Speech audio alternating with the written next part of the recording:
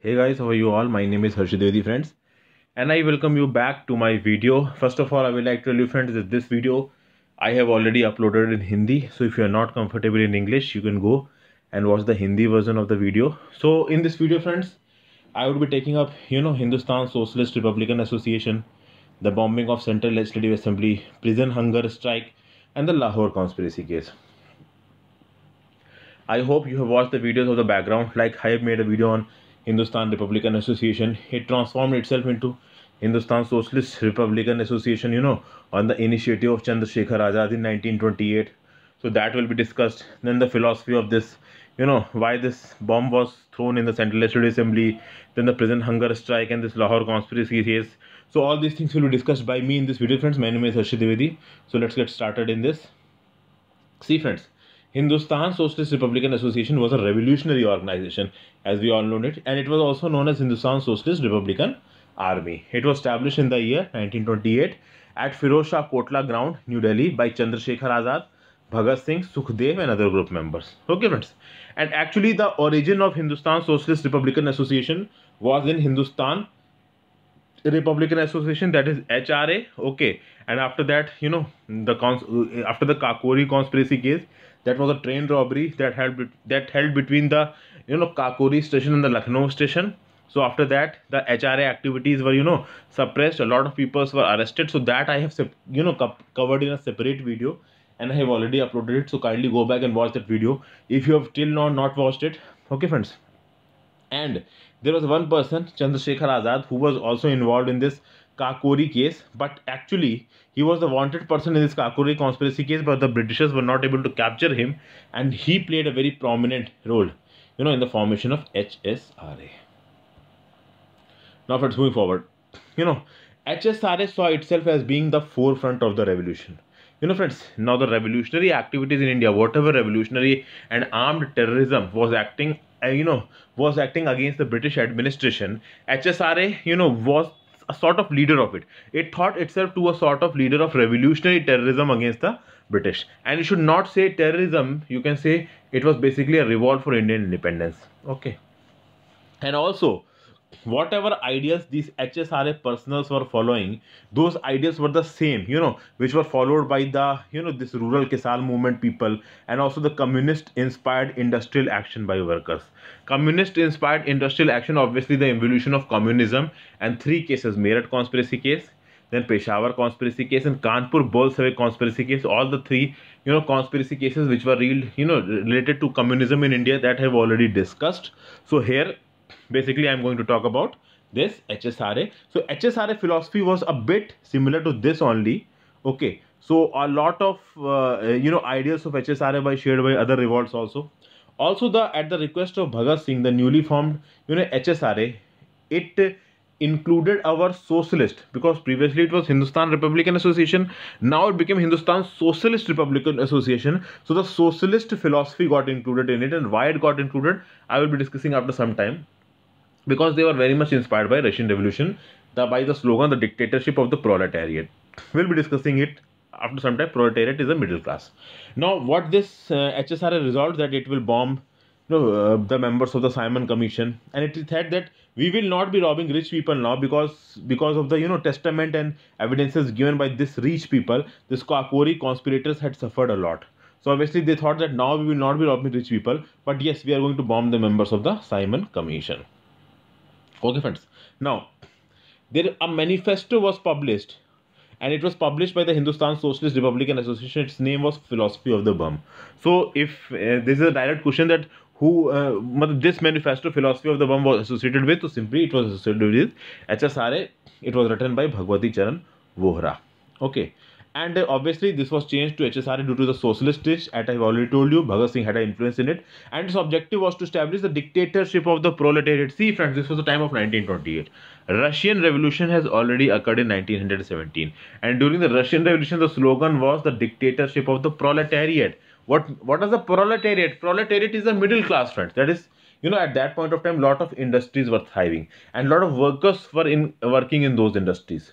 So, obviously, those workers, basically they were being crushed upon. So it is said that these workers are the real rulers, and obviously they will elect their representative to lead them, and that becomes the dictatorship of the proletariat. And obviously this gives the socialist tinge to the HSRA movement. And they also said that we will ban the parasites from the seat of political power.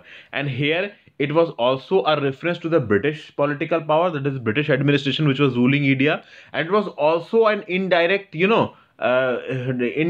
pointing towards the people of the elite class who were crushing the people of the lower class beneath their boots. Okay, because the elite class were, they were improving, they were, you can say that they were proliferating on the base of the lower classes. So obviously these parasites have to be removed from the political power.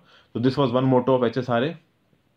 Then moving forward, the arrival of Simon Commission in 1928 gave a huge impetus to the activities of HSRA, that is Hindustan Socialist Republican Association. And Indians were deeply offended by this HSRA. Why Indians were deeply offended by, by this Simon Commission, this I have already told you. And obviously this gave a direction to the HSRA. Best, as I've already told you earlier, friends, this Simon Commission was actually a boon for Indian national movement, because at that point of time Indian national movement was quite directionless. It had no direction what to do, because after non-cooperation movement nothing much was happening on the ground. Congress Khilafat Swaraj Party was moving in and out of the legislative council. Okay, a lot of, Hindu Muslim riots had already occurred inside India, and nothing good and important was happening. So obviously this Simon Commission came, and obviously it, aroused the people with national sentiment, and this gave the HSRA to come forward. Okay, now one thing which gave a just, push to its activities of HSRA is that when Simon Commission arrived in India, there were demonstrations all over the country. Everywhere the Simon Commission was going, people were demonstrating against it. And when Simon Commission reached Lahore, the Lahore demonstration against the Simon Commission was led by Lala Lajpat Rai. And actually, in response to this demonstration by Lala Lajpat Rai, what was done, that the, superintendent of police of Lahore, he was, this James A. Scott. So what this James A. Scott did, it said that it gave the orders of brutal lathi charge. So brutal lathi charge was resorted to. So Lala Lajpat Rai was, fatally injured in it, and after some time he succumbed to his injuries. It is being said he died on 17th of November 1928. And obviously, seeing the HSRA saw this as a, grief, a big misconduct of Britishers, and they said that due to the activity of British, due to the injuries given by the British to Lala Lajpat Rai, he succumbed. So now we will avenge the death of Lala Lajpat Rai. And the HSRA members said that we will kill this James A. Scott. A plan was made, but instead of killing Scott, what they did, they by mistake killed John P. Saunders, who was actually the assistant superintendent of police of that area. Okay, now when this J.P. Saunders was leaving the district police headquarters in Lahore on 17th of December 1928, he was shot dead by Rajguru and Bhagat Singh. And actually, in order to save him, Chanan Singh followed, the running Rajguru and Bhagat Singh, but he was also fatally injured by Azad, who fired on Chanan Singh. Okay. The next day, HSRA openly claimed the responsibility of killing, this Saunders, and they said that the death of Lala Lajpat Rai has been avenged, and obviously a big police officer of the British administration was killed. So the British administration was to come down heavy on the HSRA activists. So all the HSRA activists went down into complete hiding. Bhagat Singh was actually a Sikh, so he cut down his beard and turban in order to avoid capture. So a lot of things were done by him. Many people even left Lahore, including Bhagat Singh. He also left Lahore. Okay. So friends, now the HSRA, for some time, they went in complete hiding. Now what will happen next? The next important event of this HSRA was the bombing of the Central Legislative Assembly. Friends, on 8th of April 1929, a bomb was thrown by the HSRA activists in the Central Legislative Assembly in Delhi. Okay, friends, and actually this bomb was thrown by the HSRA activists to show protest against the Public Safety Bill and the Trade Disputes Bill. Okay, now what this Public Safety Bill and Trade Dispute Bill was? Actually, what was happening, friends, that a lot of unfair taxes were being imposed by the Britishers on the Indian working class. and it was especially done in the late 1920s. So this working class was frequently going on widespread strike in the late 1920s. So in order to avoid these type of strikes and the break in the work, the viceroy, using his discretionary powers, he decided to pass the Public Safety Bill and Trade Dispute Bill. Okay friends, so this Trade Dispute Bill was basically related to the working conditions of the workers, and this Public Safety Bill was that it gave the police and the authorities to declare the strikes as illegal, and obviously any strike will be termed as a mutiny against the administration. And also this also gave the power to the authorities that the police can throw anyone behind the bars without a trial.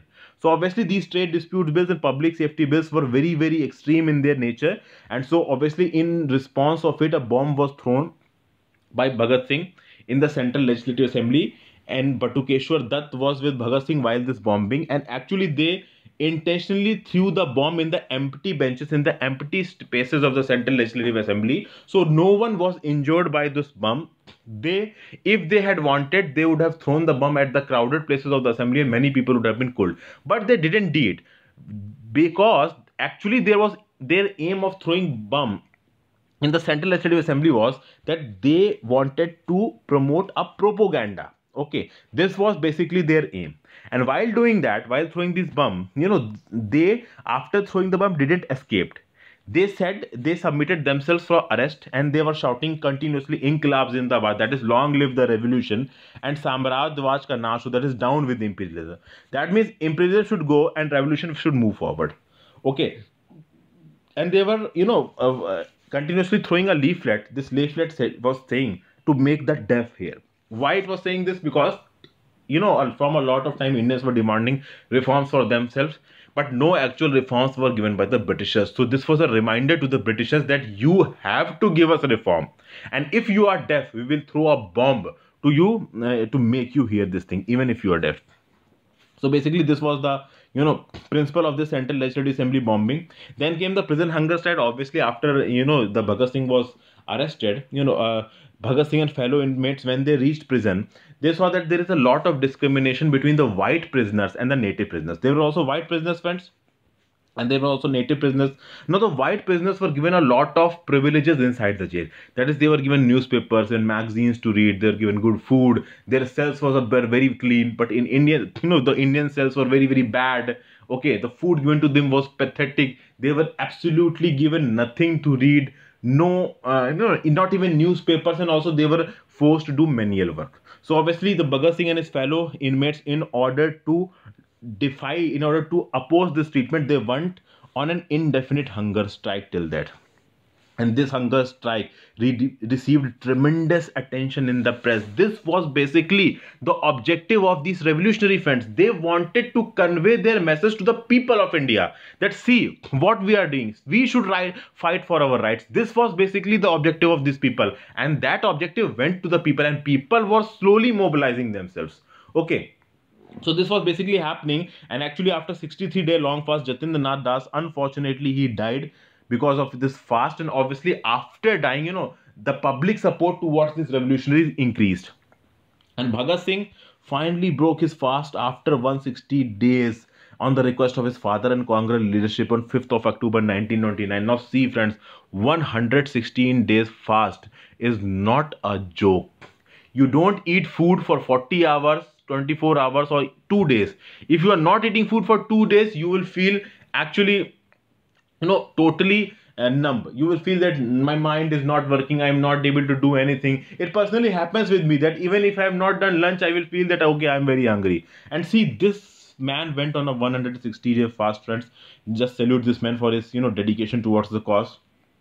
We can not even imagine to do these things. Okay friends, then also after the arrest, after this bombing of the Central Legislative Assembly, the Central Legislative Assembly bombing happened on, see, they were arrested obviously 8th of April 1929. This bombing happened.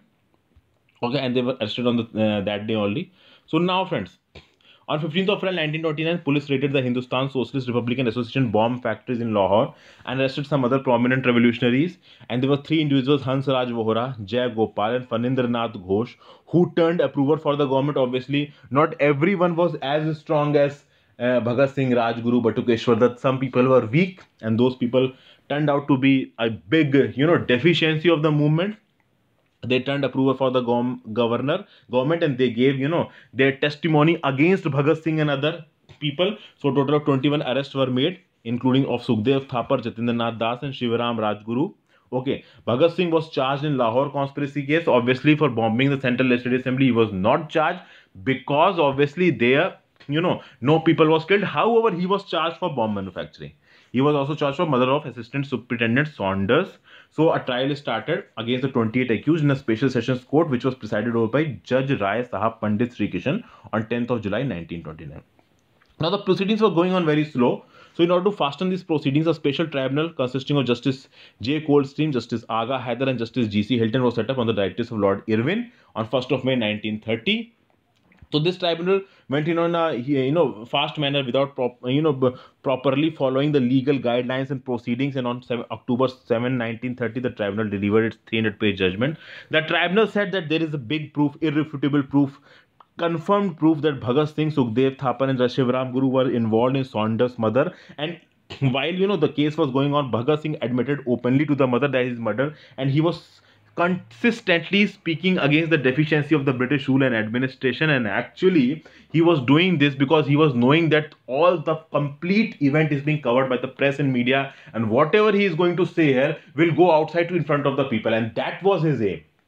And obviously because of it, they were sentenced to be held death. So this happened, friends. And obviously on 23rd of March 1931, 7:30 a.m., Bhagat Singh along with his comrade Rajguru and Sukhdev were hanged in Lahore jail. And it was said that while they were taken to the gallows, they were not at all fearful. They were shouting their favorite slogans, Inqilab Zindabad and Down with Imperialism. They were cremated at Husainawala on the banks of Satluj River. And you should know, friends, that at the time of their execution, Bhagat Singh and Sukhdev were only 23 years of age, and Shivaram Rajguru was 22 years of age. So see, friends, what maturity, what passion for their country they had at this age. We should give them salute, and for as long as this country would be there, we will always be thankful for these people who laid down their lives for us. So this was the topic of this video, friends. I hope this video was helpful for you. If this was helpful for you, kindly give it a good, you can like the video, you can subscribe my channel, and you can also refer these videos to the people who are preparing for competitive exams, and you feel that this will be helpful for them. So thank you for watching this video, friends. Have a nice day. Goodbye.